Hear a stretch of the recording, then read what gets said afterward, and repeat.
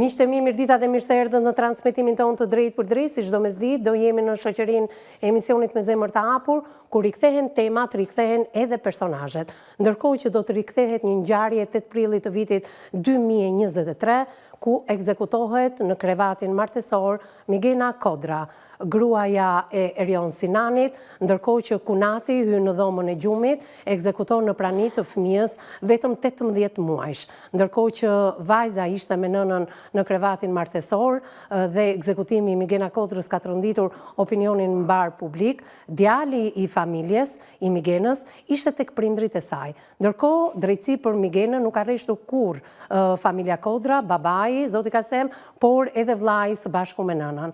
Ndërkohë që ekzekutohet Migena, del i pafajshëm bashkëshorti, i cili pretendon Erion Sinani që është kthyer në orët e para të mëngjesit dhe ka gjetur të ekzekutuar në krevatin martesor bashkëshorten e tij, të ekzekutuar nga ana e vllait.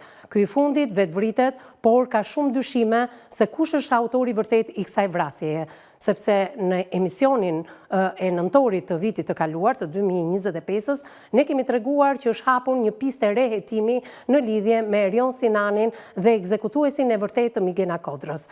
Çfarë ka ndodhur me vendimin e gjykatës së apelit me 26 janar të 2026-s, kur hedh poshtë vlerësimin psikologjik dhe vendimin e shkallës së parë që i jep të drejtë gjyshërve për të rritur nipin dhe mbesën, të gjitha këto do diskutohen ditën e sotme në këtë studio dhe do zbardhim shumë pak nga hetimet për të mos e cenuar këtë të fundit, sepse dyshimet janë mbi Erion Sinanin që ai mund të jetë ekzekutori i bashkëshortes së tij të ndjer, të vrarë me 8 prill të vitit 2023. Për më shumë ndiqni materialin e përgatitur nga kryeredaktorja e emisionit Me Zemër të Hapur Anila Akmataj dhe rikthehet zoti Kasem Kodra në këtë studio për panelit të ftuarve tanë.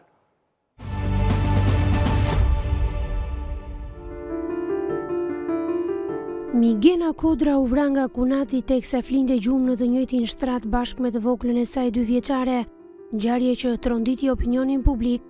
Kunati pas vrasjes së Migenës u vetvra në oborrin e banesës, pasi u pa edhe me prindrit nënën e tij, e cila u çua nga gjumi për shkak të shtënave me armë.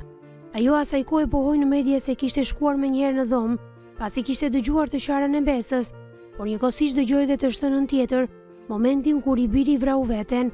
Një skenë horrori që me sa duket për atë banesë dhe atë familje në Tiranë, do të mbetet gjatë në memorje.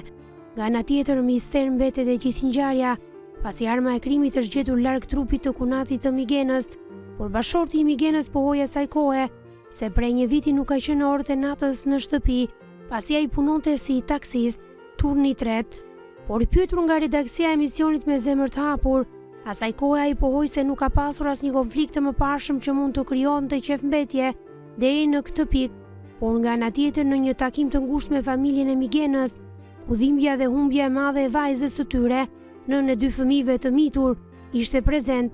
Familjarët e Migenës asaj kohe rrëfyen për ngjarjen se ata u njoftuan nëpërmjet medias, por edhe pse kanë kaluar më shumë se 2 vite nga ngjarja e rëndë, të 2 fëmijët e Migenës janë në një konflikt të thellë për qëndrimin e tyre me gjyshin dhe gjyshen.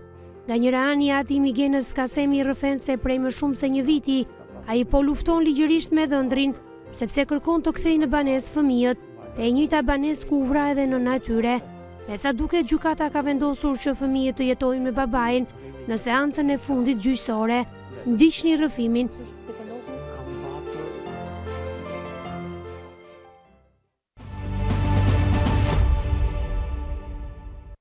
Rikthehemi në transmetim të drejt për të marrë në shqyrtim atë çfarë ka ndodhur në gjykatën e apelit me 26 janar të vitit 2026, ku gjykata e apelit pa mbledhur një komision vlerësimi në lidhje me emocionet e atyre fëmijëve për të hedhur poshtë vlerësimin e parë psikologjik që ishte në favor të gjyshërve dhe të fëmijëve, ku ata shprehin dëshirën për të vazhduar për të jetuar me prindrit e nënës së tyre, pra me gjyshin dhe me dajën. Gjykata e apelit në mënyrë arbitrare ka vendosur ndoshta edhe për shkak të trupit gjykues, ndoshta të kryesueses së seancës, nuk e dim, nëse se zonja gjyqtare në fjalë a ka një familje dhe a i di dhimbshërinë e fëmijëve, sepse paralelisht me këtë gjyq civil po zhvillohet në fakt edhe një hetim që të gjitha gjasat do të na çojnë në një përmbysje të asaj çfarë është thënë disa vite më parë. Pra në 8 prill të 2023-shit,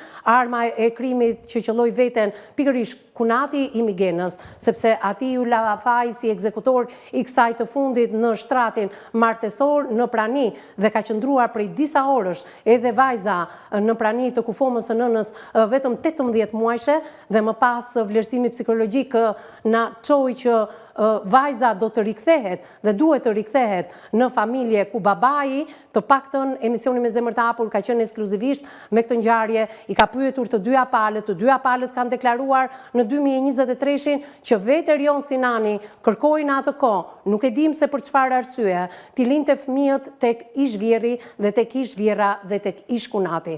Kanë mbajtur një korrespondencë të rregull, mesazhesh, videosh, të cilat unë i konfirmoj, i kam parë, ndërkohë dhe i kam transmetuar se si i mbante marrëdhëniet Erion Sinani së bashku me fëmijët e tij, se si mirëpritej, pse i la ai me dëshirë dhe teksa kërkoi e vërteta e ngjarjes, sepse me vdekjen e Kunatit të Migenës, ekzekutorit të kësaj ngjarje, edhe pse arma e krimit u gjet shumë larg trupit të tij, edhe pse në trupin e Kunatit të Migenës kishte 2 plumba dhe duhet na i tregoj drejtësia se si mund të vetvritet një person me 2 plumba, të gjitha këto hedhin dyshimet dhe nuk mundet që në këto momente të hedhim më shumë dritë mbi hetimet pasi e cënojmë këtë gjë të fundit. Unë një pyetje kam për trupin gjykues të gjykatës së apelit që ka dhënë një vendim pa u mbledh një komision, pa e hedhur poshtë vlerësimin psikologjik të psikologës në gjykatën në shkallës parë. Do doja të dija, nëse hetimi do të na çojë në një tjetër pistë, në një tjetër ekzekutor të Migena Kodrës, atëherë çfarë do ndodhi me këta 2 fëmijë? Këtë pyetje do t'ja bëj edhe gjyshit të fëmijëve, zotit Kasem Kodra, i cili kur nuk rresht së kërkuar i drejtësi, jo vetëm për vajzën e tij, për pengjet që ai ka në jetë në lidhje me të bijën. Ne do t'i dëgjojmë ditën e sotme edhe disa fakte të tjera interesante, sepse mbaj mend që Erion Sinani jo vetëm ka dhënë dëshminë e tij asaj kohe për studion e emisionit me zemër të hapur, por pas disa kohësh, duke qenë se banesa e tij ishte shumë afër ish televizionit News 24, në ambientet e televizionit ton ishin pranë ish uzinës autotraktorëve, ai mbriti duke kërkuar ndihmë nga shqiptarët, por nuk ka rreshtur vetëm tek emisioni me zemër të hapur. Ka shkuar në të gjitha televizionet dhe kërkonte që të jepej një ndihmë e drejtë për drejtë monetare që ai të bënte riparimin e banesës së tij, ndërkohë që sot do të mësojmë një tjetër fakt se çfarë ka gjetur policia natën e 8 prillit të vitit 2023. Me mua në studio, zoti Kasem Kodra, përshëndetje zoti Kasem, mirë se erdha. Më duhet ta bëja këtë sqarim të gjatë, hyrje të gjatë për publikun, sepse ne nuk jemi këtu për të pozicionuar në krahun e 2 gjyshërve, të cilët kanë një dhimbje shumë të madhe për humbjen e Migenës, absolutisht një hikje e pamerituar e saj, por duhet gjejmë edhe motivin e vrasjes dhe të ekzekutimit në prani të një fëmije vetëm 18 muajsh, e cila nuk u mor parasysh nga gjykata e apelit me 26 janar, se si vajza 18 muajshe mban mend çdo detaj se çfarë ka ndodhur atë natë. Do të lënë emocionet e tua, të prezantoj edhe panelin përballë teje, me mua në studio, avokati dhe ndërmjetësi, zoti Ylli Kameri, përshëndetje, mirë se erdha. Mirë gjeta. Histori shumë e rëndë në fakt, kish një baba përballë me brenga shumë të mëdha, i cili e mëson nga media ekzekutimin e SBI-s. Ne kemi përmendur vazhdimisht në këtë studio, në televizionin News 24 me titra ka dalë me detaje ngjarja dhe zoti Kasem ka qenë duke konsumuar kafen e mëngjesit. Por ai ka dhe pengjet e tjera, sepse ka qenë edhe shkaku që e bia në fakt është martuar me Erion Sinanin. Do t'i flasim pas pak. Në krahun tënd, Belinda Mustafa, psikologja jonë, përshëndetje dashur, mirë se erdhe. Është një nga historitë që ti ke reflektuar shumë, ke detaje në lidhje me gjithçka që ka ndodhur, ke një reflektim tëndin mbi koleget e tua, mbi vlerësimet psikologjike. Megjithatë ishe e para që the si ka mundësi që për të hedhur poshtë raportin psikologjik të parë, gjykata e apelit nuk ka mbledhur një komision, një komision, një ekspert, një grup ekspertimi. sepse ndodh natyrisht që në momentin që janë ngjarje kaq të rënda dhe kaq voluminoze sa që është ngjarja e zotërisë përballë, pasi merret një vendim totalisht ndryshe nga gjykata e shkallës së parë, sidomos kur bëhet fjalë për lënje për rritje dhe edukim të fëmijëve, duhet patjetër një raport vlerësimi psikologjik. Është i detyruar që të dy palët që janë në gjyq për të marrë kujdestarinë e fëmijëve, ti nënshtrojnë vlerësimin psikologjik, kush është dhe kush nuk është i hap. Mbrojtja e zotit Kasem para se të në transmetim tha që ne nuk e kërkuam. Pra, ka mbetur në fuqi vlerësimi i parë psikologjik. Po ky vlerësim dhe gjykata e shkallës parë ja la të drejtën e kujdestarisë gjyqëve. Atëherë nuk është zbardhur ende vendimi i gjykatës së apelit. Ajo është e detyruar që të kryhet në të gjitha rastet, në të gjitha gjykatat dhe të gjitha proceset që ndodhin, qoftë në prokurori, qoftë në gjykatën e shkallës parë, qoftë në gjykatën e apelit. Mirë, ne do ndalojmë pak sepse mbrojtja e zotit Kasem foli përpara se ne të hynim transmetim të drejtë për drejtë dhe dha një fakt që çështja hetimet penale në lidhje me ngjarjen, për të mos e etiketuar drejt për së drejti që a është i përfshirë babai i atyre dy fëmijëve, i zhëndri zotit Kasem apo jo, po për të zbardhur dinamikën e asaj ngjarje që me sa duket nuk pati rëndësi nga policia dhe nga prokuroria e kohës, sepse menduan që ekzekutori është Kunati, i vetvrar me 2 plumba, hera parë që e dëgjojmë, arma e krimit u gjet disa metra larg trupit të personit dhe me kaq u mjaftua që dikush kishte vdekur, ai e kishte vrarë dhe më pas çështja u mbyll. Tani un kam një pyetje të drejtë për Erion Sinanin.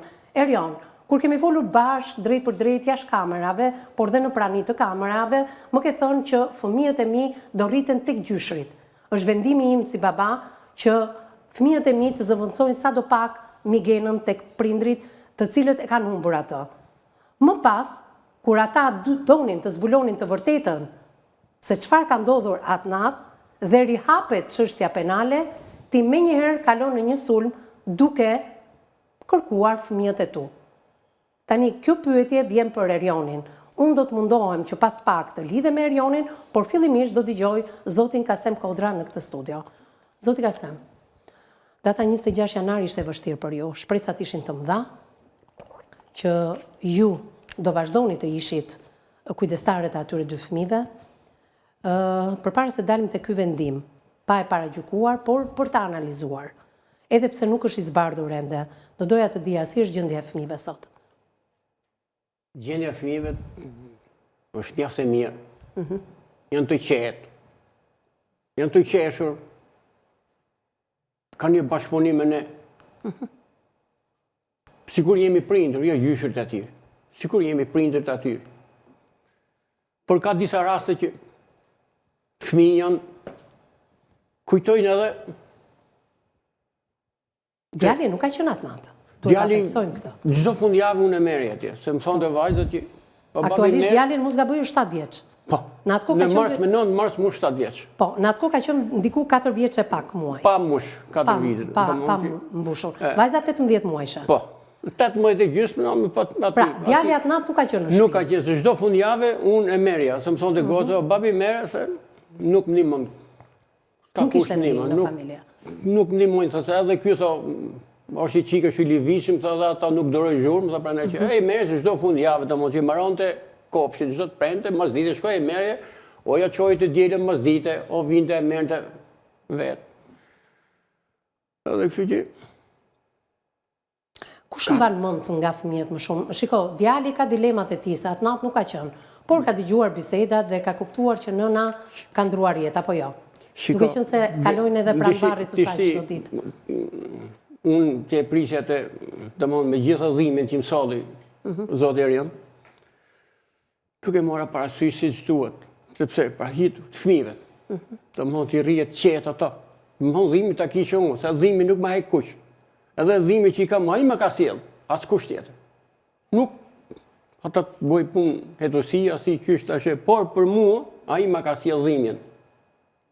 Vajza, ja, të ndalojmë pak tek vajza, përpara se dal tek Erioni dhe tek raporti juaj, pse u prish raporti juaj, sepse unë e di që vitin e parë, një vit e gjysmë apo 2 vjet e para kanë qenë një bashkëpunim i jashtëzakonshëm. Vite i natë, po i natë, ja, rritet deri në orën 2 të natë. Mua më ka thënë vetë personalisht që fëmijët e mi do rriten aty.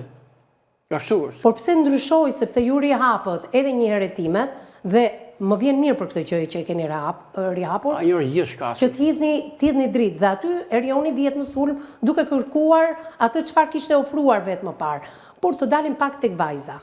Vajza aktualisht është diku tek 4 vjeç. Në 9 gusht, më 10 gusht më është 4 vjeç. Okej. Si ka bërë 4 vjeç?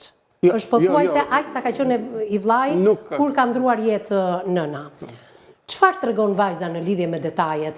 Sepse këtu ka pasur një, si të thuash, ballafaqim publik, ekspertësh, ku disa pretendojnë që një fëmijë 18 muajsh nuk mban mend detaje. Ty vetë si gjysh, çfarë të tregon? Vetëm vinë ta kontrolloni sa është e jashtëzakonshme. Gjyshi sot unë kam dja mamit, po thoshte e mba mend mamit, e mbaj mend mamit, po kur me mori Rina, ishte i kopshia aty që unë kam qenë blusa me gjakun e mamit, sa më kishe një bluzi aty. është e jashtëzakonshme, është e çuditshme, nuk e di si ta shpjegoj. Të termi ja ka treguar psikologëve cilët e kanë marrë në pyetje? Po. Ja ka treguar. Kam treguar. Pra vajza mban mend çdo detaj. E jashtëzakonshme, nuk e di si ç'është. Unë jam e bukur i kam dja mamit. Po gjysh, a do më çesh ke mamit ti mu? Pasash, mami sa që ka shku ke qillit e shoti. Ma sjellja për i vërtetit ta përqafoj sa dhe tik. Biba ka gju edhe të Erionit që flisë ma tepër rinde me djalin, se vajza nuk i madhe do. Unë, realitetin, sa shëzimi që më ka sjell, ai nuk është vështirë më largohet. I thoi, Erion, meri fëmi, dil. I dit, po i dit, o vind. Rinde me djalin dhem 2 natë, dhem 3. Po i thashore, në shqetsove edhe këte, edhe këte. Edhe këte e le pa shkollë, pa kopësht, edhe të shi. Mos të ngarko me të njësa gjëra kështu. Po që ti po i nuk e ze gjumin. Po ti i gjeje rasin, regu. Meri, dit, po i dit, jo, asnjëherë nuk i mori të dy, se nuk i mande do. Pra, sa nuk po i thoje që shqip që me i qoj në shpitate. E në mos e silë më këtu, se janë tujt. Nuk e bëri asnjëherë. E di. Asnjëherë të bëri, mi po, nëse me lejo. Nëse me lejo, i natë mëgjes, ishe mush 2 gota me. E kishe fut fryrë e ferë. E pyta, shëngërit gruja mesën, se unë nuk pi alkoholike, nuk i kam futur shumë. Me në mësa mua, po ti sa ku ke pi birë, sa që birë, por sa janë 2 gota ty fryrë e ferë. Po, që bo djali urinën aty, ne ka fut fryrë e ferë vetër janë. Si vetë për na mërzit. Filloj të mërshëm, se gjitha anet, nuk pa e duroj do të mo. Pastaj thash, e mora thira. Thash dhe shifë drejtim, se jo kështu. Thash ti, nërse ke me të mërzit mu, me nërë, shërshuk, ne më në sjell shqetsime, se bot nge sjell shqetsime, thash mos i po këtë veprim. E ka fut djali, se nuk e kam shtiu. Djali ti, pse e leta shtin aty? E po që të bojtë. Unë ngrente, ka thy televizorin. Djali, s'prish punë. Thash mere, mos i le këtë veprim, kështu se dëmta dhe djalin edhe të. Nuk i bërtas do të, nuk ke shumë ma bazë e mërë mbi bërtit. Kur i thash, e në gjova vetër, unë që po i thonë e djallit në notë, po diskutoni, e pyti kjo, o babi, sa ko mami? Mami sa ka hike i qilë, sa gjagji ka hike, sa me fitu pare. Që intereson të djallit 3 vjetë ku ka shku gjagji. Por nuk i hikë të ku shise gjagji në atë moshë. Gjagji ka shku me fitu pare. Me fitu pare ka shku jashtetë, mami ka shku qilë. U të shpente, nuk dhja që të thoje, nuk dhimit është... E vështirë, sot e ka se me vështirë. Mirë, të largohemi pak nga fëmijët, për të mos i sjellë dhimbje të tjera se këto emisione mbeten në kanalin tonë në YouTube, ato do rriten me të vërtetën e nënës së tyre, për cilën ju po luftoni fort. Thash edhe një herë, kam disa pyetje në fakt për Erionin, shpresoj të më përgjigjet ditën e sotme. por unë dua të ndaloj pak tek konfliktet brenda familjes Sinani. Se unë mendua, sikur martesa e Migenës, e bërë pikërisht nga ju, zoti Kasem, më vjen keq që ta përmend në këtë studio. Jo, s'ka gjë. Se ky është pengu jot Po, më i madh. normal. Që si arrite ta martohej me mblesëri atë vajzë kaq Jo, të zgjuar. nuk është me mblesëri. Jo, me mblesëri, por ishit ju shkaku për të marrë Erionin, dhatë miratimin. Në fakt do doja të flisja pak sepse në atë kohë folë sikur kishin një martesë të lumtur, sikur me vjerën shkonte mirë, po me Kunatin gjithashtu, ndërkohë që një pjesë të vërtetës është që Migena dhe Kunati mund të shkonin mirë me njëri tjetrin. Pra Kunati nuk kishte arsye për ta ekzekutuar Migenën. Por ajo çfarë ne nuk dim është që Migena nuk ka pasur një raport të mirë me vjerën, me vjerin Është më së e vërtet. dhe me ishburin, me Erion Sinanin. Këto detaje ne i tregojmë vetëm pas pak në studion e emisionit Me Zemër të Hapur, ndjekim publicitetin e parë dhe rikthehemi me njërë në studio.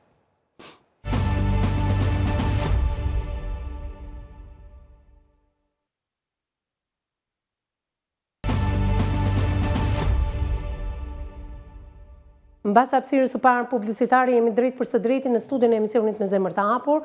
Vijojmë bashkëbisedimin me babain e Migena Kodrës, e cila u ekzekutua në krevatin e saj martesor në dhomën e saj të gjumit, teksa flinte me vajzën 18 muajshe nga ana e Kunatit. Ky i fundit gjendet i vetvritur me 2 plumba dhe arma e krimit gjendet disa metra larg, gjë që ishte e papranueshme për familjen Kodra dhe kërkuan drejtësi për Migenën dhe të rihapen hetimet 2 vite më pas, vite të cilat sollën përplasje edhe me ish-dhëndrin. Fillimisht ai lë fëmijët dhe ka pohuar në transmetim të drejtë për drejtë në këtë studio edhe jashtë kamerave që fëmijët do t'i lë tek ish-vjerri dhe tek ish-vjera. Në momentin që këta të fundit kërkonin drejtësi për Migenën, kërkonin motivin e ekzekutimit të vajzës së tyre, atëherë rikthehet dhe hap një çështje civile, pikërisht babaja atyre 2 fëmijëve me të drejtën për t'i pasur ai fëmijët. Ndërkohë që kërkonte ndihmë nga shqiptarët të grumbulloheshin të ardhura për të rregulluar këtë banesë që ju shihni në ekran në këto momente, sepse nuk i kishte në kushtet e duhura pra për të jetuar fëmijët dhe ai, por gjithashtu dhe nëna, sepse pas ngjarjes ka ndruar jetë edhe babai, i cili mendohet se mund të ketë larguar armën e krimit. Por zotria në fjalë, nuk e dija është marrë në pyetje nga prokuroria. Pse e largoi armën e krimit? Kush ishte ekzekutori i vërtet? Kush ishte motivi i vërtet i vrasjes së Migena Kodrës? Atëherë, zoti Kasemi jemi bashkë. Jam pyetje që ja drejtoj Erionit. Unë do mundohem të lidhem me Erionin, vetëm pas pak, do ta njoftoj regjin në momentin e duhur dhe në të kundërt do japim intervistën telefonike që ne kemi kryer me Erionin. Pra Migena ka qenë e palumtur në atë familje. Pse? Çfarë ka ndodhur? Shkaku kryesor ka qenë për i marrë një kredi të butë. Po. E kanë diskutuar në familje. Kush e kishte marrë kredin? Se kishin marrë, po donin ta merrin për rikonstruksionin e shtëpisë, ishin jo në gjendje për të shohur, u kanë konti që mos fëmijë shkonin një herë jo në spital, një herë tjetër, dhe mos ishin në gjendje jo e mirë. Kishin diskutuar në familje që shkojmë ta marrim kredi të butë. E ne i thanë, ky ishin ndjeri gëzimi, i tha, iksa ti tha gruat vetë, tha merr Migenën, sa të shkoni ke njësi e bashkiake ku janë për të shohur. Momentin e parë ka prit ajo, çfarë kërkoni? Po, kështu i thotë jo, unë vetë Ikbalja për du më mori kredi të butë për riparimin e shtëpisë. Po ty nuk lejo, thot, më mor kredi sepse jemi status invalidet. Po. E t'ja japim nusës. Nusja ka kartën e identitet, ja kishte dhënë, ishte bë për ta procedura, ani kishte thonë shko, sonde diskutoni ke shtëpia, merr burrin, hajde frymos nesër, marrësh kredit. Ne thashtu, ti aprovatën ta merrni. Shkum shtëpi, dhon alarmin. Erë katunarjen për në mërë shtëpi, në qitë shtëpi për jashtë, në qitë për në nxjerë për jashtë. Pra polizonin Migenën. Po, gjithmonë erë. Që i takonte vetëm asaj, rekonstruksioni banesës. Po, sepse ajo dojme se këta ishin, edhe ky gëzimi ishte invalid, pension. Pra, vjerri dhe vjera. Vjerri dhe vjera ishin të dy me status invalid. Invaliditeti, po? Ai tjetri, po, me shumë. Ish Kunati? Ish Kunati, pas, ai Dhe e drejta për të marrë këtë kredi takon të vetëm Vetëm Migena dhe me të shkonte me të shoj me Erionin. Domethënë, në vend ta falenderonin, I futën plumën mes natës. atë natë ka qenë kjo Atë gjë? natë ka qenë. Dhe ju mendoni se Për tim 12 pasjet kam qenë të fol me gotë, se ishëm punë. Si e, baba, mirë, së po pse ka gjuhën e babë, së gotë ka zonë gjuhën, po qunin, së në qunin, gjuhën është. Ja, po mirë, a mërë dhe i këtë mu, së që mësë mërë dhe, po ti, a mirë, po, së që kemi pëse rikëshu, po babi së shkëllon të më shasa mu, po pëse, që kështë së punë e kredisë, po që dishtë është një kredi, po ram dhe kartë vetë me shkuat, jasa për ta marrë këtë kredi për punë e shpisë, për në fmirë. Janë të më shatë, mu, mamin, ty, sa gjitha. Së që të vitë marë të je, hajde me nëse mjesë, se sa në rëzboni, që ora 12:20, e marat nesën, për marat vdek. dhe ju e mësuat në përmjet televizionit tonë, teksa konsumoj kafen e mëgjesit. Aty, ishe shkove, unë ngritë mëgjes, ishe ora 4:30 mëgjesit. Që pas zemra, që bumë, së është në i 3 metë, në i gjokë, nëse ishte i kafe, ty që i hapet shpet, 5 i qerek, 5 i qetë shkollë. Prezor 6:30, a i bënë kje që ishte ty. O ka sem të po kjo se buda lasë, po s'ka vrasa, ku natë në vetë. Kushme, u kësaj si kishe kurriqin televizorit, u kësaj u këshu e pash inicialet direkt. Të shu po busë është goca ime. Po mërë se po ishe, unë rejta morëm telefon s'mu përgjishte. Marën e Erionin s'mu përgjishte. Kër morën pasaj e policisë, ishte. Alo, ti e sa ka sem kodrë, babaj Migenës është pa. Por së është Migena. Besoj sa ke marrë vesh të ngjarje. Pse thash, është vërtet, po thash, është reali, se bajde me vajzë se se bëna plas në dorë, se nuk kemi që të bëjmë. Mbesën. Pesë. Shkova, morë për shkëtë. E kuptoj. Mirë, largohemi pak këtu, ky është sherri i fundit që ka ndodhur. Ky është sherri i fundit, ky. Vetëm kredi. Duhet të ndalojmë pak edhe tek disa debate që ato kanë pasur më parë. Kanë pas. Po. Ja, 1 minutë, avokat. Sa të rrëfehet zotria, sepse kam një foto ekskluzive. Kam një foto këtu që unë nuk e di që të them. Do t'ja drejtosh kamerës, drejtoj ke kamera, të lutem. Goca ishte 12 muaj. Jo nga afër regjia, pak në larg. Për flokë që i ka lyer nuk i ka fol vera 2 javë. 2 javë nuk i ka fol. Pra, Migena është lyer bjonde. Po, nuk i ka dalë me vajzën. Po. 2 javë nuk i ka fol. Po, mos e afrojmë, ju lutem regjia. Mos identifikojmë vajzën, dhe çfarë i ka thënë Vjera pse është lyer Migena flokët? Pse është lyer bjonde? E ulim poshtë. Vetëm laviret lyen kështu. Sa kohë përpara ekzekutimit? Ishe kohë 12 muaj ka qenë. 12 muaj. Pak muaj përpara se ndodhte ngjarja, 6 muaj para, sepse vajza ka qenë 18 muajshe. Mirë, ndalojmë pak edhe në disa detaje që ka zbuluar hetimi, jo që po hetohet. Po.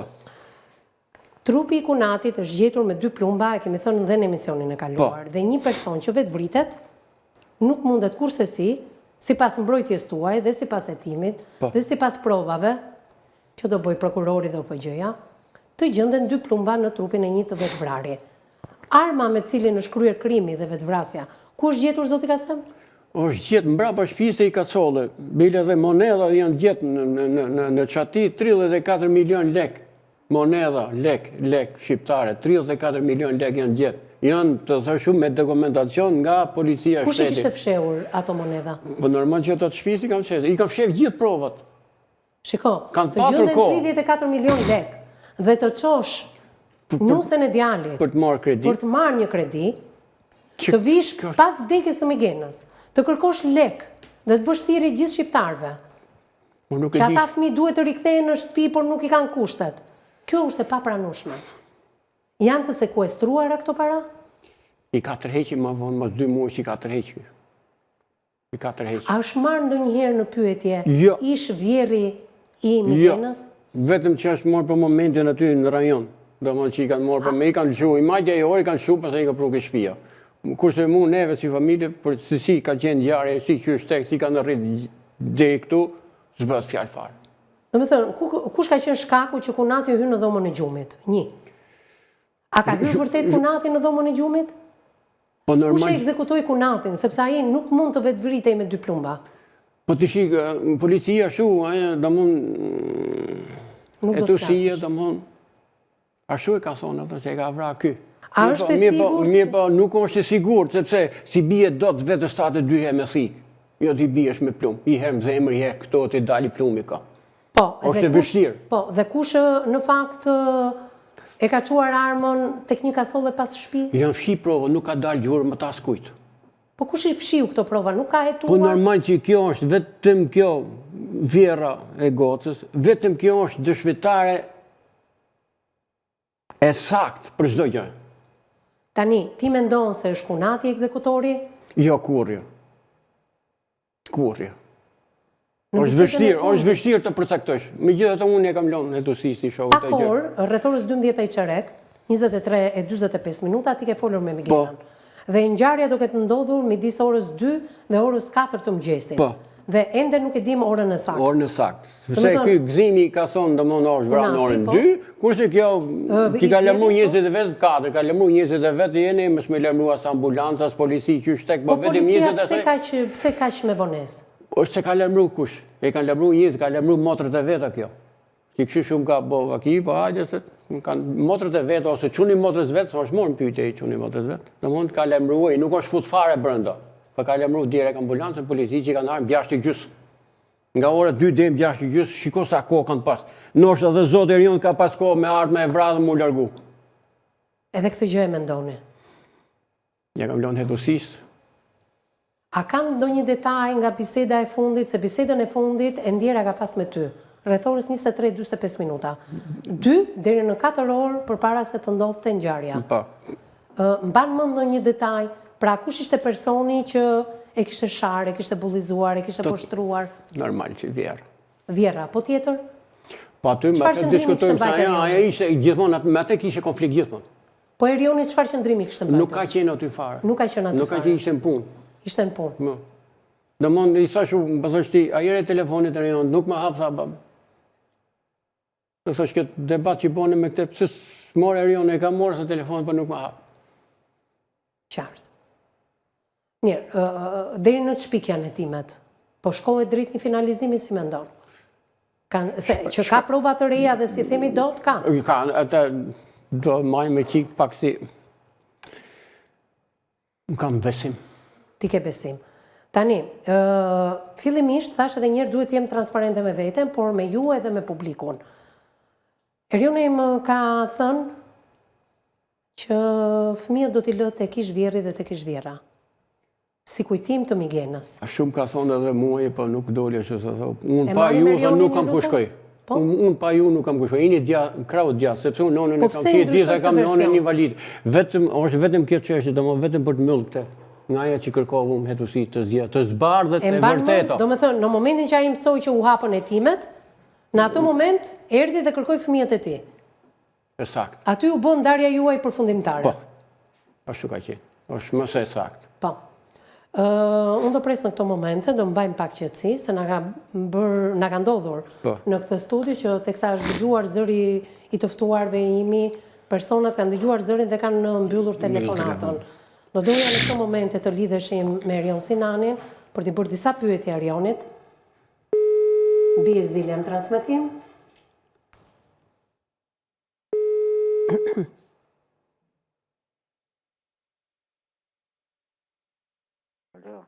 Alo, përshëndetje, zoti Erion.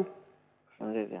Unë jam Evisa Meti, drejtuese e emisionit Me Zemër të Hapur në News 24. Bashkë kemi folur disa herë në momentin e vrasjes së Migenës nga ana e vllajt tuaj, por dhe më pas kur ju keni kërkuar ndihmë në fakt në lidhje me riparimin e banesës tuaj. Më dëgjon zoti Erion? Çfarë kërkon nga mu? Në radh parë të pyesje me shëndet. Mirë, shumë mirë. Nëna juaj? Mirë. Me fëmijët, kur i ke takuar dhe ke folur për herë të fundit? Ka për vite gjusë, gati 2 vjetë, si shoh fëmijët. Ju e dini që me datë 26 janar gjykata e apelit vendosi në favorin tuaj, por duke mos kryer disa procedura për cilat ne po flasim në emision. Erion, bashkë kemi folur disa herë dhe teksa të kam pyetur në fillimet e ngjarjes se çfarë do ndodhi me fëmijët, më ke thënë në mënyrë të drejtë për drejtë që ata fëmijë do t'i lë tek ish vjerri dhe tek ish vjera. Tashti po me gjykata me çdo gjë, edhe stop. Erion, është e vërtet që në çatin e shtëpisë tuaj, natën e ngjarjes, kur ka mbritur policia atë ditë, janë gjetur 34 milion lek? Ta janë punë tonë, as janë punë të juve, s'ka që duhet fare ja. Janë punët tona, Erion, se ti ke mbritur në emisionin me zemër të hapur dhe ke kërkuar ndihmë shqiptarëve për të riparuar banesën tënde. Nuk kam punë fare me një 24 që i diffërmon gjonde dhe shtramore gjërat, nuk kam punë fare. Jo, ne i ballafaqojmë, Erion. Më lene arhat. Hajde, ciao. Kjo është përgjigja e Erionit, ndërkohë që në këtë moment e ftoi regjin le të japi intervistën e plot të Erion Sinanit. Ai mendon se ne i shtrëmbrojmë, por ballafaqimi i palëve që ndodh në këtë studio hedh dritë mbi atë çfarë ka ndodhur në të vërtetë. I zë ngushta janë gjetur 34 milion lek në çatin e shtëpisë së tij, Erioni mbylli telefonin. Kur ne e kërkonim dhe Erionin na kërkonte ne në momentet e para, nuk ishte ky lloj reagimi i Erion Sinanit. Ndiqeni çfarë ka thënë ai gati 3 vite më parë në këtë studio. Ditëlindje për ju, për humbjen e jetës së Migenës. Pak më përpara Erion në pjesën e parë kam pasur Arielin, pjesë të kësaj studioje, dhe do doja të flisim pak edhe me ju. Paqartësi për familjen Kodra në lidhje për mënyrën e ekzekutimit të Migenës. Arieli tha një fjalë që ju keni humbur vllajin, ai ka humbur motrën dhe tashmë jeni vëllezër midis njëri tjetrit. Dhe nuk është e vërtet që familja Kodra ju ka mbyllur derën juve, duke ju marrë fëmijët. Nuk është e vërtetë. Besoj se Arieli të ka uruar me zdhimbje edhe ditëlindjen sot, apo jo? Ata janë njerëzit e mi, unë kam krahun e fortë, krahun e djathtë. Arieli më tha që të kishte uruar edhe ditëlindjen sot. Ka uruar ditëlindjen. Edhe pse dhimbja për të është e madhe, apo jo? Shumë e madhe. Në fakt, unë kam gjithë korrespondencat, por që nuk mund t'i bëj publike midis teje dhe Arielit. Kur ai çdo orë, çdo minutë, çdo sekond, ju dërgon video, foto të fëmijëve.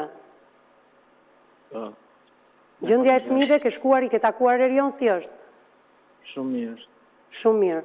Megjithatë ka shumë pikpyetje të mëdha, madje edhe mediat në Greqi kanë bërë një paralelizëm të vrasjes së bashortes tuaj me atë të një 20 vjeçarit ekzekutuar nga ana e bashortit të saj, pilotit. Ishte një hetim i jashtëzakonshëm i shtetit grek derisa doli në përfundimin se kush është ekzekutori i 20 vjeçares vrar kohë më parë në Greqi. Nuk e di, ti vetë, Erion, ke mundur të zbulosh dinamikën çfarë ka ndodhur atë ditë? Unë së di, unë s'kam qenë fare atë në shtëpi, unë kam qenë punë. Çfarë të ke treguar nëna, babai? Së di që ka qenë shumë i trembur. Pse ka hyrë vllai juaj në dhomën e Migenës? Nuk di çfarë të jam shumë i trembur. Megjithatë, Blokuar. Erion, unë e di shumë mirë, por do doja të dinim edhe diçka. Të paktën sipas mediave që thonë deklaratën tuaj në polici, ju keni ditur që vllai ka pasur një armë? Jo, nuk më mend çka kam thënë polici, unë kam qenë shumë trembur. Nuk më mban mend deklaratën tënde në polici? Nuk më. Ti ke pasur dieni për armën e vllait? Ja. Kush gjetur arma?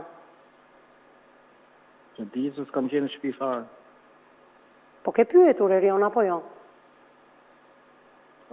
Nuk e di, me që kam gjohë s'ka qenë atë ke vendit. Kush mund ta ketë lëvizur? Nuk e di. Po arsyet e ekzekutimit, ndoshta familja Kodra e meriton të ketë një përgjigje. Kush mund të kenë qenë, Erion? Nuk e di. Vajza juaj 2 vjeçare qante natën? Po, s'kam qenë aty, se di që atë. Jo, në një ditë të zakonshme. Qante? Në një natë zakonshme. Qante? Njëshe edhe mund qante. Fëmijë edhe mund qante në orën 4 të mëngjesit, apo jo? Po. Kuptoj. Megjithatë, Arieli na tregoi që ju jeni mbajtur disa orë në polici dhe i keni thënë në uniformave blu sepse binte vazhdimisht numri i telefonit personit që po ju telefonon, duhet i dorëzoni dhe vajzën, apo jo? Po, unë ishe në rajon në të po që do t'ishin me mamin tim, përsa ka njëri kush në maj vajzën. Po e shka. Po? Edhe në të po merë vjeri, po të s'po mleshin Se telefoni ishte në dorë të policisë dhe nuk e hapshin. Thash lutem hapi tregoj se është e vërteta. Erion, ty të kanë lejuar në moment... Ti si e more vesh ngjarjen? Po, mora vesh se unë kam qenë punë, punoj turni 3 dhe telefoni nuk punonte në atë moment për efekt valet. Po? E për rindet dhe unë shikë ndet merë në mesazhe. Edhe ishën thire dhe babet dhe mamit, thire të humbe që në vishtë. Po? I morëm, e kështu, më thanë, hajde urgjent shtëpi pas është bohataja. Kur vajte, çfarë mendove në ato momente? Nuk të thanë se është vrarë Migena, apo jo? Po, babaj mesazhe. Rolandi vrau Migenën. Janë vrarë 2 veta. Janë vrarë 2 veta. Aty është asë më fikë, nuk e di se ka sjell shoko jenë o gjep, shtëpi. Aty ishte mosh me polici, mos më lanë më fut fare. Nuk të lanë të futesha? Ja. Nuk pe as vajzën? Jo. Trupi Rolandit ku është gjetur? Ku është gjetur, Erion? Trupi Rolandit? Para shtëpisë. Përpara shtëpisë. Dhe nuk dihet se kush e ka çuar armën aty ku ajo është gjetur, se nuk është gjetur pranë trupit të Rolandit, apo jo? Se di pra se unë s'kam qenë, s'di që të A ke dhënë dëshmi në polici të paktën sipas zbardhjes si është bërë dëshmisë tuaj nga mediat? Se kam qenë shumë i trëndetë. Po. Në lidhje me kërcënimet që vllai juaj kishte bërë shpeshherë Migenës, që do të vras, është e vërtet? Jo. Nuk është e vërtet që e ka thënë Rolandi apo nuk e ke dhënë ti këtë dëshmi? Jo. Si ka thënë asnjëherë më. Nuk i ka thënë asnjëherë. Jo.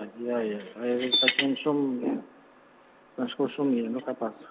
Erion, për sa kohë është vuante nga shëndeti mendor vllai juaj? Po ka, për vitet që ka qenë shtarë sa i bidë, në 2008. Po, a merrte ilaçe ai? Po merrte, tash që bërë shumë mirë, punonte, nuk ishte, punonte, ishte në punë, marrëdhënie punë. Pra, Rolandi kohët e fundit, edhe ditën që ka ekzekutuar Migenën, ka qenë në marrëdhënie puna. Po, pa që 2 ditë që e pa të lënë punë, faktikisht. Po? Edhe, bilës, ishin bërë më bëtë darkë aty, i kështë thonë që ishala po gjeti punë Migena, se unë gje punë kur demë, se unë gje punë, se kam zënarë, ishala po gjeti. Pra, Rolandi la punën dhe i tha Migenës, ishala po gjenë ti një punë.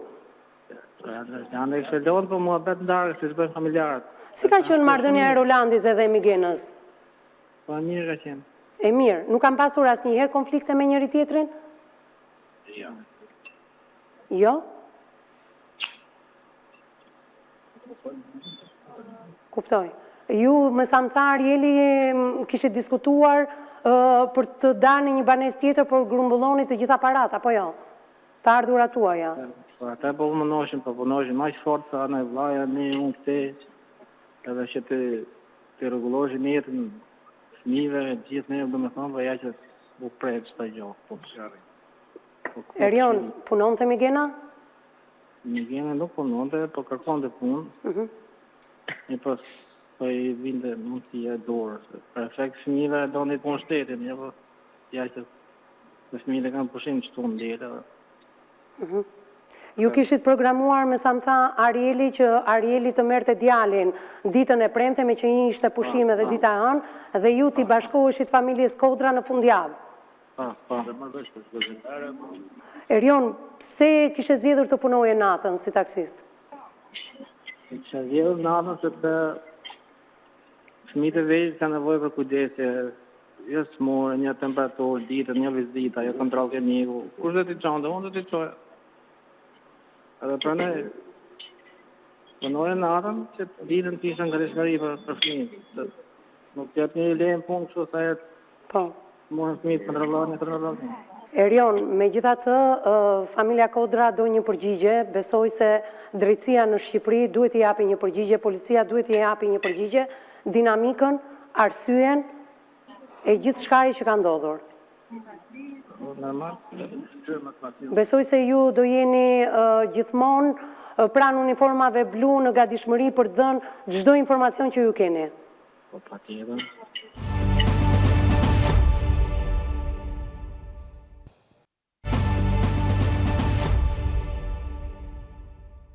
Mbas hapësirës së dytë publicitare, në pjesën e dytë e kemi përfunduar me një intervistë që ne kemi zhvilluar asaj kohe në 2023 me Erion Sinanin.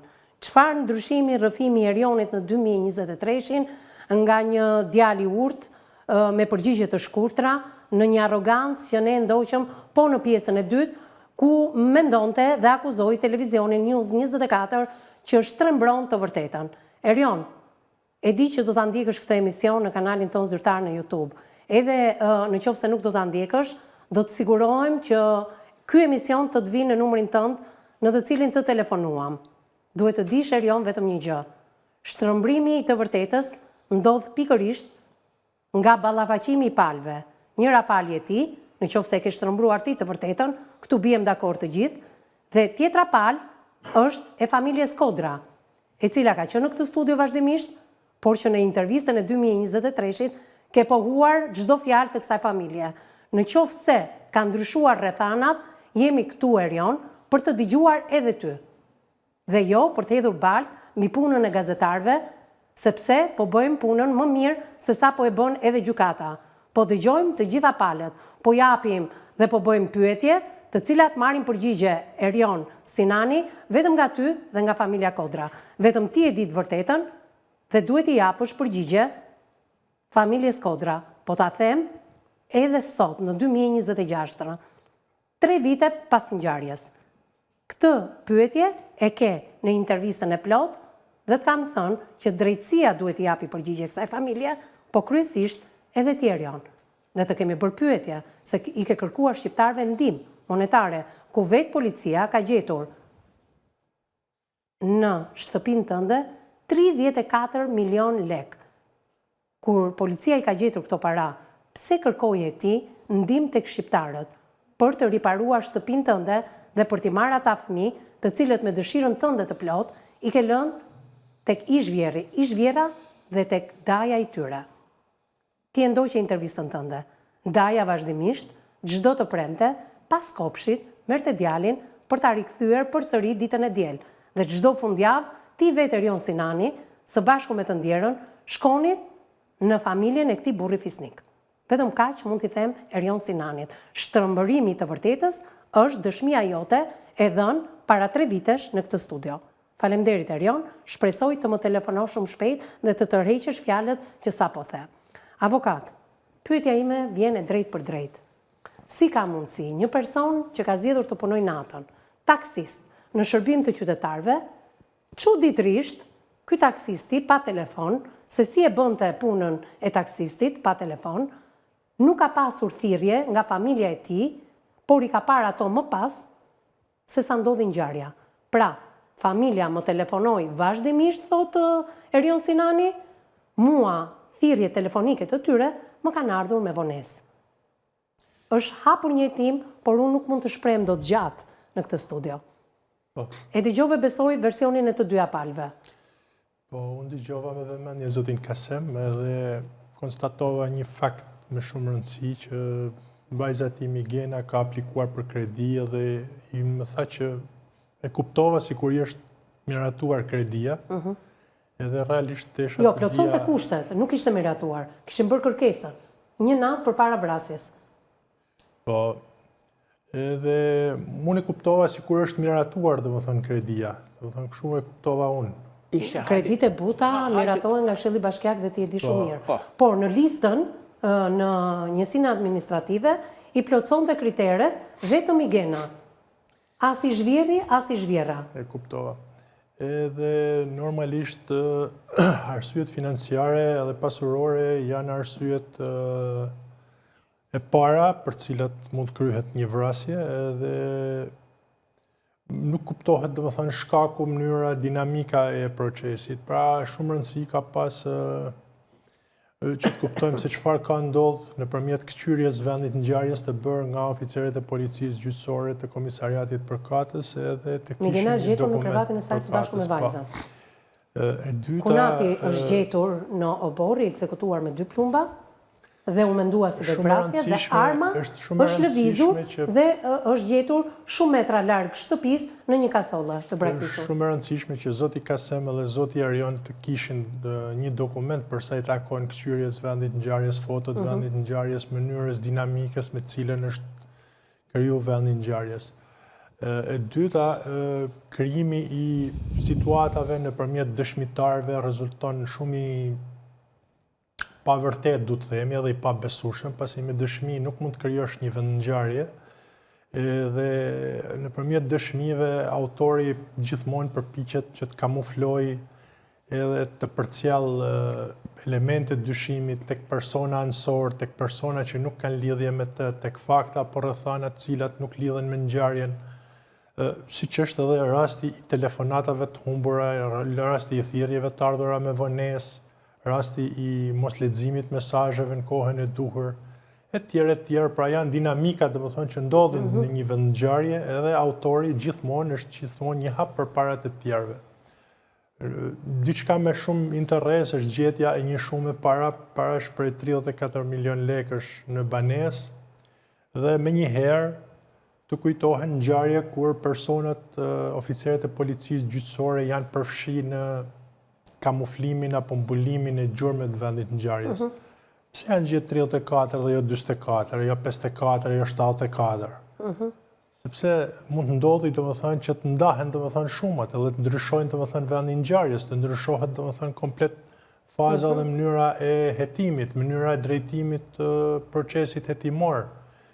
Aq më tepër që ngjarje të tilla rëndom që të rrjedhojë dhunës në familje, trajtohen tashma një, do ta them fjalën përbuzje, po nuk është fjala e saktë, me një përbuzje nga organet hetimore dhe nga organet që merren me këto për shkak se janë familiarizuar me këto procese. Pra nëse në fillim kishin kuriozitetin edhe dëshirën për të gjetë të vërtetën shkencore, atë që është e vërtetuar, e vërtetueshme dhe që mund të vërtetohet në çdo kohë, tashma kjo lloj dëshire, kjo lloj entuziazmi ka humbur për shkak të numrit lartë të këtyre krimeve, edhe duken si ngjarje që për të plotësuar një dosje, për të vendosur një vendim, për të përcjellë një hallexhi, një person që ka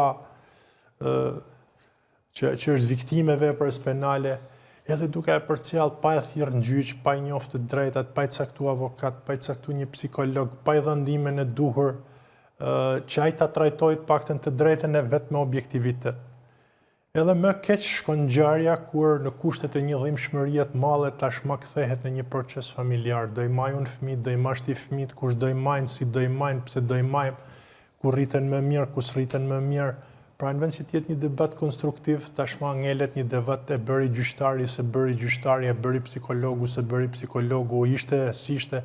Pra gjëra domethënë që nuk kanë lidhje as me shpirtin njerëzor, as me karakterin, as me dinjitetin, as me personalitetin e palëve që janë në gjykim. Unë kuptoj zotin Erion për faktin se ai ka humbur bashorten, ka humbur vëllain, është një ngjarje e familjes, është një ngjarje që ka një probabilitet të ndryshëm, domethënë nga ngjarjet e zakonshme për të ripërsërit dhe për të përfunduar domethënë në krime të tjera të njëpasnjëshme për shkak të dinamikave domethënë që ka ngjarja dhe normalisht edhe ai ka drejtën që të jetë i friksuar, ka drejtën që të rezervohet për të dhënë fjalë. Ai e di shumë mirë se çdo gjë që thot përdoret kundër atij, siç është rasti i kërkesës për ndihmë. Ka kërkuar ndihmë dhe po i përdoret kundra. Pra ai e di shumë mirë domethënë këtë fakt, e ka mësuar këtë fakt edhe tashma fillon e krijon ato barrierat e veta. Pra, duhet të them që në intervistën që ne ndoqëm nuk ka qenë i sinqert, pra. 3 vite më parë. Nuk ka qenë i sinqert. Sinqeritetin se pastaj kthehesh se sot arroganca që ai tregoi, duke hedhur bakë mbi punën tonë, nuk i intereson as zotit Kasem, as fëmijëve të mitur mungesa e objektivitetit. Pra, nuk i intereson fakti që ne të kthehemi në gjyqtar dhe ta gjykojmë çështjen. Nuk po gjykojmë çështjen, po hedhim hipoteza, siç thash unë, trupi gjykues, kryesuesi i gjykatës së apelit.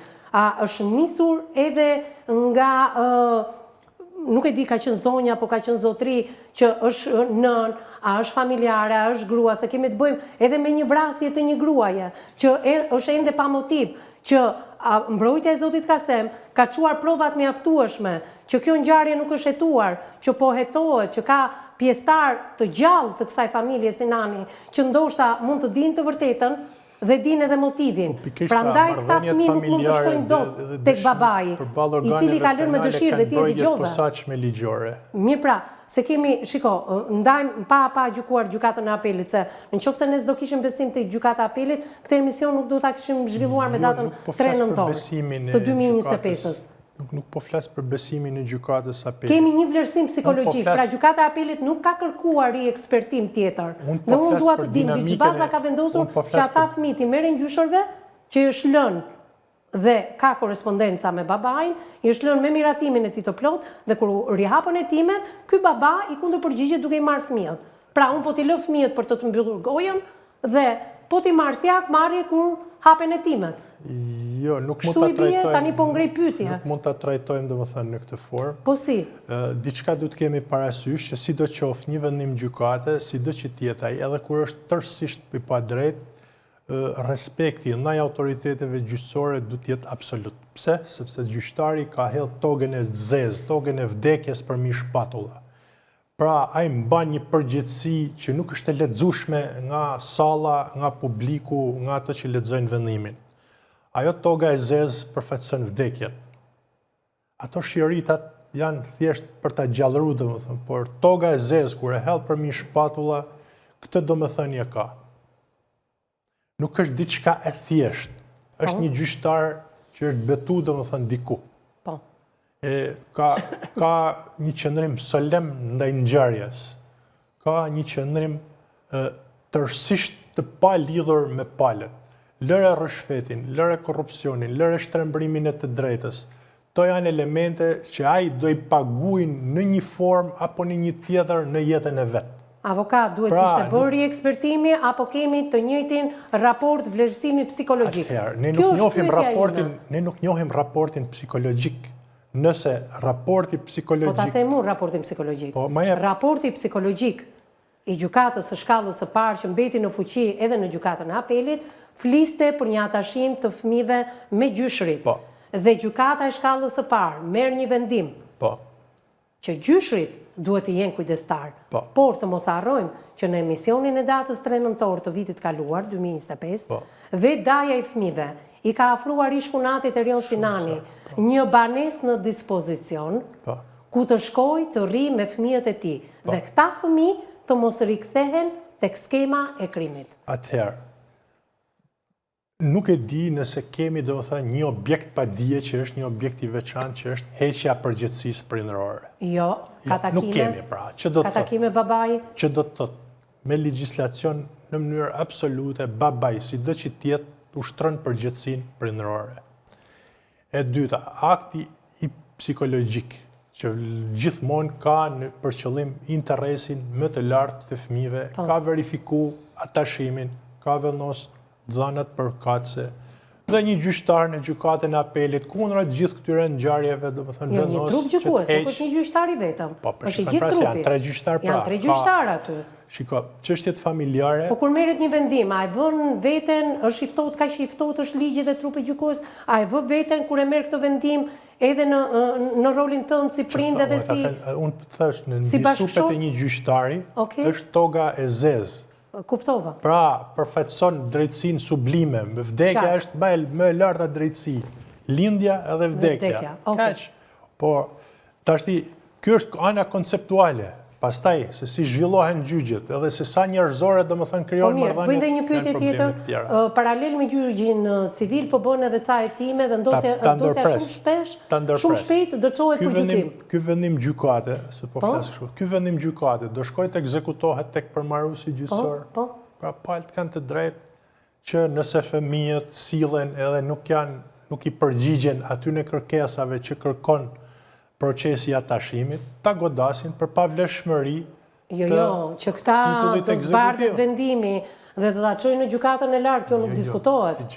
Nuk flas gjykatën e lartë. Gjykatën e lartë del mas 3 vitesh apo 5 vitesh. Dakor.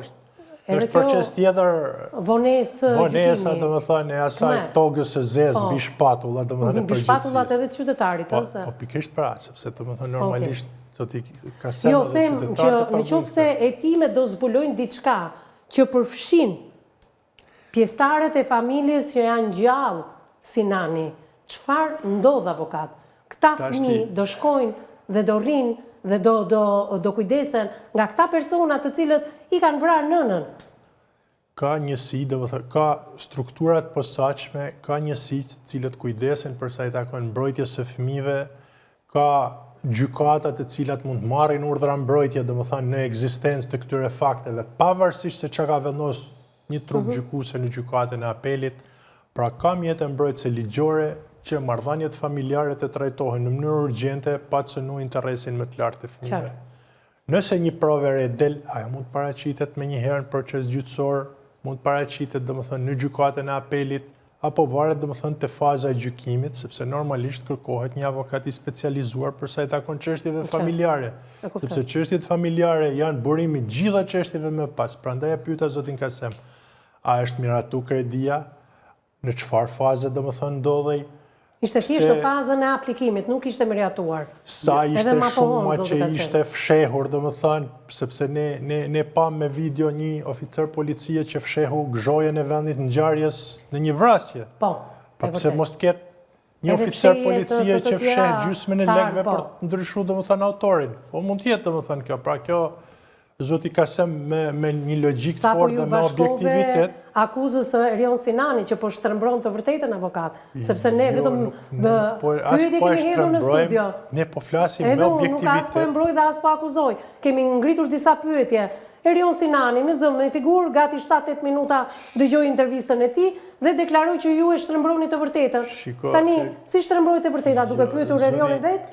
Zoti Erion Sinani deri më sot gëzon mantelin e pafajësisë, sepse është i pafajshëm, edhe punon, ka qëllime dhe objektiva në jetë, ka 2 fëmijë domethënë për të rritë, për t'ju shërbyer domethënë aty në 2 fëmijëve, është taksist natën apo ditën, kjo është një çështje tjetër. Ja, këtu do ndaloj unë. Dhe është problemi që ai mund të krijojë domethënë një jetë tre, pra ana psikologjike, karakteri dhe dinjiteti i një personi nuk mund të në 3 vite kishte ndryshuar shumë për mendimin tim, po të pyes Belindën se si ishte transformimi Erion Sinanit nga intervista e parë në intervistën e dytë, vetëm do më konfirmosh diçka. Në dijenin tënde, Erion Sinani punon ende taksist orët e vona të natës? Po. Po. Pyet Erion, në qoftë se punon në orët e vona të natës dhe gjykata e apelit ka marrë një vendim që ti t'jesh kujdestari ligjor dhe fëmijët vinë të jetojnë me ty, nëna jote e cila është e smur do kujdeset për fëmijët gjatorëve të natës? Një pyetje kjo. Në qoftë se do, telefonin 069 20 37 000, telefonin në cilin kemi folur bashk, mund të telefonosh dhe mund të më japësh një përgjigje për gjithë publikun që po na ndjek, por mbi të gjitha për trupin gjykues. Atëherë, jemi këtu, edhe pse nuk kam shumë kohë në dispozicion, më njoftoi regjia në këto momente, por kam mirë kuptimin tënd në një analizë të gjatë të avokatit, i cili nuk është i përfshirë në këtë ngjarje, nëse herë të tjera kemi pasur mbrojtjen e zotit Kasem, sot nuk e kemi. Dua të ndaloj pak tek ndryshimi i Erionit, si të duk intervista e parë me cinizmin që ai kishte në përgjigjen e sotme. Arrogancën që tregoi? Tregon një arrogancë. Nuk dua ta vë me shpallua pasmorit ose të gjykoj, nuk jam unë personi i cili gjykon në këtë mes, por ndryshimi ishte i madh, sepse kur nuk mbrohesh dot dhe kur nuk ke vetë mbrojtje, detyrohesh të tregohesh edhe arrogant edhe cinik. Po dhe akuza. Patjetër, këto janë... Ju shtrembroni të vërtetën. E vërteta ja, intervistë 8 minuta të vetë Erionit. Këto janë pastaj situatat cilat i kemi parë dhe i kemi stërparë për personat cilat nuk din të vetë mbrohen dhe hedhin akuza. Siç e thash, për sa i përket fëmijëve. Për sa i përket fëmijëve. Dhe ndryshimit në gjykatën e apelit të vendimit. Në çdo raport vlerësimi që unë kam parë deri më sot dhe në çdo gjykatë që është marrë për lënien dhe rritjen e edukimit të fëmijëve, pra për kujdestarin, interesi më i lartë ka qenë fëmia dhe vazhdon të jetë fëmia. Do doja shumë që në gjykatën e apelit ishte ngritur një grup ekspertimi, sepse është e nevojshme, sidomos për situatat të tilla, të cilat janë kaq shumë të rënda dhe kaq ekspresive ndaj fëmijëve. Ndodh që fëmijët të kenë edhe Nuk kemi memorie. një rivlerësim në gjykatën e apelit. Çfarë do thotë kjo? Është një Është mbajtur në konsiderat vlerësimi i parë Nëse psikologjik? do mbahen në konsiderat vlerësimi i parë i zonjës psikologës që e ka kryer në fillim, nuk do të kishim në këto kushte, do të ishim në kushtet që zotëria do të kishte kujdesarinë e fëmijëve. Pse babai atyre fëmijëve nuk pranon edhe ofertën e ish-kunatit shumë bujare për të ofruar një apartament kudo që ai e kërkon për të jetuar me fëmijët e tu? Pastaj, pse nuk është marrë, gjithmonë hedhin pyetje, pse nuk është marrë parasysh që ky zotëri punon në orët e vona të natës? Kush do kujdeset? Nëna e tij që është e moshuar, që ka një pension invaliditeti, që është invalide, pra ngrihen disa pikpyetje. Kur bëhet vlerësimi psikologjik, psikologja vlerëson edhe kushtet që ndodhet familjari që do të marrë kujdesarinë e fëmijëve. Në momentin që zotërisë i është lënë për rritje dhe edukim fëmia, nuk i është bërë ky vlerësim dhe nuk është bërë asnjë vlerësim për mënyrën se si ai mund të rristi fëmijën. Është goxha e rrezikshme që dy fëmijë të jetojnë vetëm me gjyshen e tyre natën. Domethënë ai të jetë që gjithë natës jashtë dhe ata të jenë vetëm. Se ajo është e pamundur për t'i mbajtur. Sepse ajo është e pamundur për t'i mbajtur. Mirë, bëj dhe një pyetje tjetër, ajo është e vetmja dëshmitare që di se çfarë ka ndodhur atë natë. Ajo e di të vërtetën e nënës së këtyre dy fëmijëve që do t'i marrin në kujdestari. Pra, natën do kujdeset kjo zonjë pa mundur fizikisht. E cila ka qenë edhe pjesë dhe di të dëshmitare e të vërtetës. Është e vetmja që di të vërtetën. E vetmja në thonjë. Si mendon ti? Pse ky vendim? Pse nuk u mor parasysh nga gjykata e apelit? Edhe një proces hetimor që po zhvillohet paralelisht. Ligji shqiptar parashikon, mos u gabofsha, që në momentin që një nga prindrit është ende në jetë, automatikisht i kalon prindi tjetër. Por, në momentin që kemi një konflikt dhe gjyshrit kanë mbajtur për 3 vite radha si fëmijët me miratimin e plot. Ja kalon me dëshirë, ti e dëgjove në intervistë, ja kalon me dëshirë. Miratimin e plot, këtu kemi një konflikt personal dhe familjar për... Po ky konflikt filloi paralelisht kur u hapën hetimet, u rihapën hetimet. Këtu nuk dua të përfshi, sepse nuk është çështja ime dhe nuk është në kompetencat e mia, por duhet të flas për fëmijët që në momentin që janë 2 palë të cilët kërkojnë kujdestarinë e fëmijëve, proceset gjyqësore duhet të kryhen të rregullta. Dhe në momentin që apelohet, pra një vendim është marrë, është apeluar, është gjë që ndodh gjithmonë, ndodh rëndom, të ngrihet një grup ekspertimi, sepse është e nevojshme. 2 fëmijë në atë moshë. Mban apo nuk mban mend një 18 muajshe fjalë të cilat ti dëgjove dhe nga gjyshi, se çfarë mban mend? Pastaj është konfliktuale. Kolegët e tu, unë vet jam disa thonë po, disa thonë jo. Vet jam ndër ata kolegë që thotë nuk mban mend. Për shkak të traumës, po gjyshi që tregon në detaje? Të mbajtjes vend? Ndodh edhe që për shkak të traumës të jetë ngulitur aq shumë në koshiencën e saj dhe subkoshiencën e saj, sa ajo ta kujtoj. E kuptova. Pra, ti thua, të pozicionohet që një 18 muajshe nuk mban mend për shkak të traumës. Edhe një i rritur nuk mban mend për shkak të traumës. Madje mund të dalin tek trauma e aksidenteve automobilistike, që shpeshherë nuk mbajnë mend detajet e aksidentit. Pikërisht. Por ka raste shumë të rralla, të cilat ndodh që trauma ka qenë aq e madhe sa nuk mund të fshihet nga memoria. E pamundur që dhe truri ta fshi.